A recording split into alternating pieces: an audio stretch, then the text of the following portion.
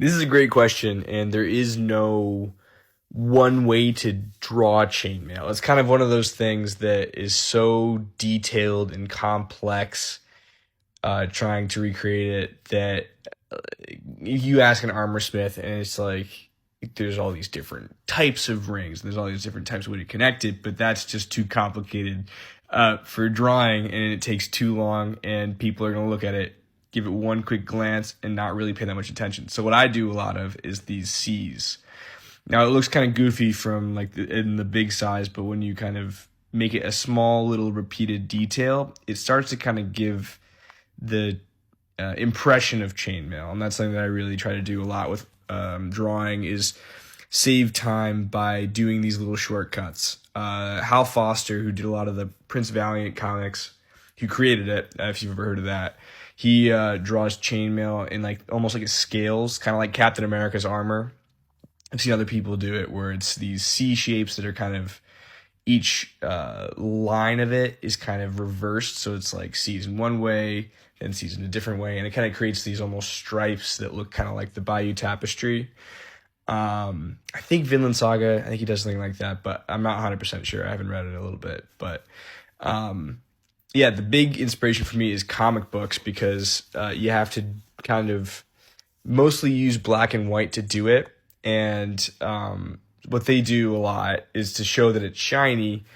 They do these implied chainmail lines in the shadows, in like the recesses, and then they leave the middle, or like where it's kind of more hit by the sun or light, empty, and then that way your brain, when you look at it, you see the little details on the sides, and then you fill it in.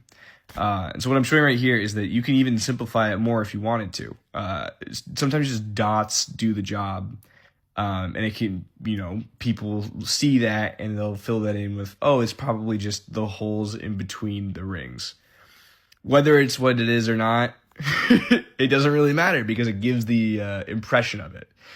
So work smarter, not harder when it comes to chainmail.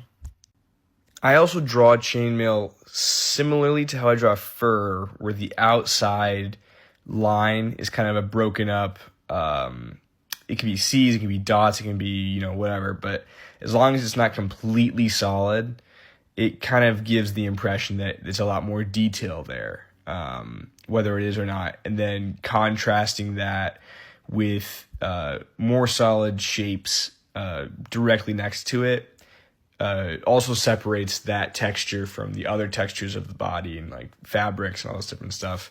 So that's another thing that you can play around with and really give that impression that this is a different material.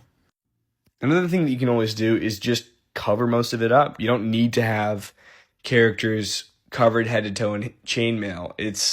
Honestly, it is a pain to draw. I learned that the hard way with the dunk and egg drawing. That took forever, and I think it looks great, and I do think that it is worth the time that you put into it.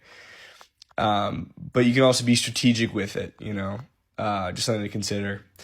So let me know if this is a helpful video at all. I would like to do at some point another one about shiny materials like armor and metal, and how you can change the shininess, and make it look shiny but not as reflective and all this different stuff. So let me know if you like this type of video, and I will keep working on the Boltons, as well as another mystery character that we may find out later.